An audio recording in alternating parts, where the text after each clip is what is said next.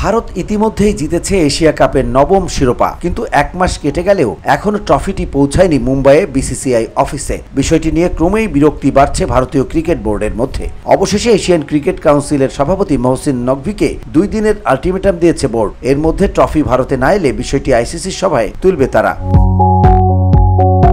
বিসিসিআইয়ের যুগ্ম সম্পাদক দেবজিৎ সাইকিয়া এক সাক্ষাৎকারে নিশ্চিত করেছেন, আসন্ন আইসিসির ত্রৈমাসিক সভায় ট্রফি বিতর্কের বিষয়টি প্রধান আলোচ্য হিসেবে উত্থাপন করা হবে। তবে তার আগেই যদি ট্রফি পৌঁছে যায় তাহলে পরিস্থিতি শান্তিপূর্ণভাবে মিটে যেতে পারে বলে আশাবাদী তিনি।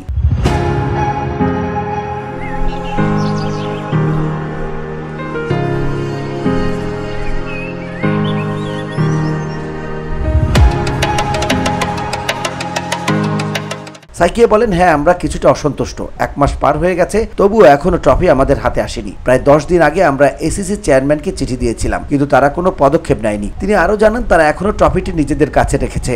তবে আমরা আশা করছি 1-2 দিনের মধ্যেই এটি মুম্বাইয়ে আমাদের অফিসে পৌঁছাবে। যদি তা না হয় তাহলে বিষয়টি আমরা আইসিসির বৈঠকে আনুষ্ঠানিকভাবে তুলব।